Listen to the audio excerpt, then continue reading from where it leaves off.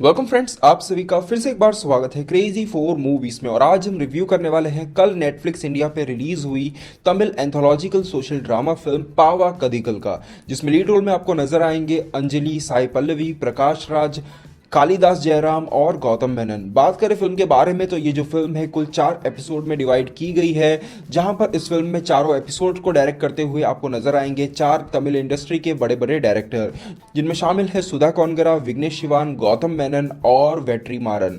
तो इस फिल्म को नेटफ्लिक्स इंडिया पर तमिल के साथ साथ हिंदी डब वर्जन में भी रिलीज करवाया गया है। तो अगर आप हिंदी डब वर्जन का इंतजार कर रहे थे तो आपको नेटफ्लिक्स इंडिया पे हिंदी में भी ये फिल्म देखने को मिल जाएगी। बात करें इस फिल्म के बारे में तो अगर एक लाइन में अगर आप जानना चाहते हो कि मुझे ये फिल्म कैसी लगी तो मैं कहूंगा हार्ड हिटिंग और इम्पैक्टफुल। मतलब इस पूरी फिल्म के अंदर 4 एपिसोड के अंदर आपको 4 या फिर उससे ज्यादा भी सीरियस मुद्दे देखने को मिल जाएंगे, जो समाज में शायद कह सकते हैं कि आज से कुछ साल पहले प्रचलित थे, और कुछ ऐसे मुद्दे हैं जो आज भी प्रचलित हैं। और इन सभी मुद्दों को बहुत ही मतलब कहूंगा कि सिंसियरली हैंडल किया गया है। एक एपिसोड था जो मुझे इतना कुछ इंप्रेसिव नहीं लगा, अदरवाइज जितने भी चारों में से सारे तीनों एपिसोड हैं वो मुझे काफी बढ़िया लगे।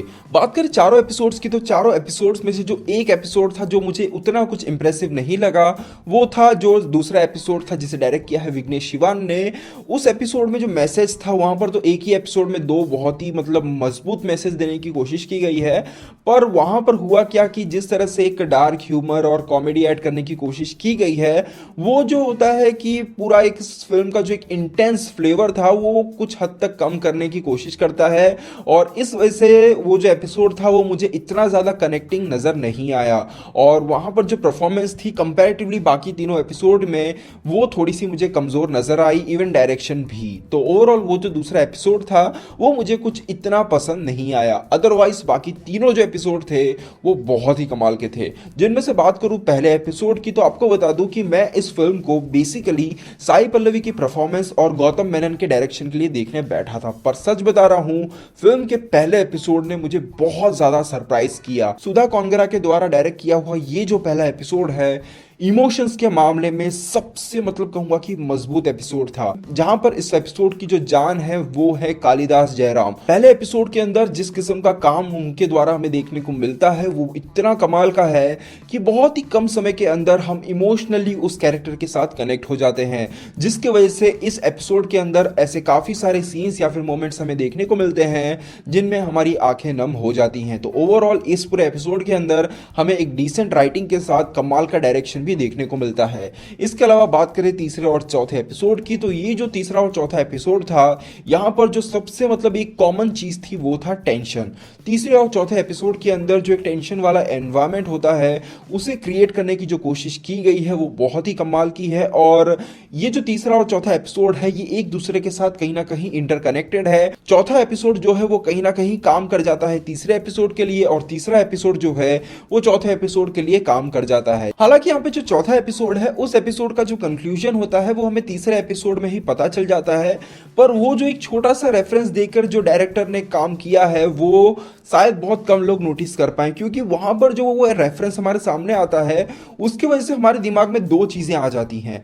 एक कि तीसरे एपिसोड में जो चल रहा होता है तो हमें लगता है कि जो चौथे एपिसोड का कंक्लूजन होने वाला है वही कहीं इस तीसरे एपिसोड में तो ना हो जाए। उसके कारण ये जो टेंशन वाला माहौल होता है वो बहुत ही अच्छी तरीके से बनता है। और कहूं तो जो तीसरा एपिसोड था वो डायरेक्शन, राइटिंग, स्क्रीन प्ले हर एक डिपार्टमेंट में एक नंबर था, और हर एक डिपार्टमेंट में हमें इंप्रेस करने में कामयाब रहता है।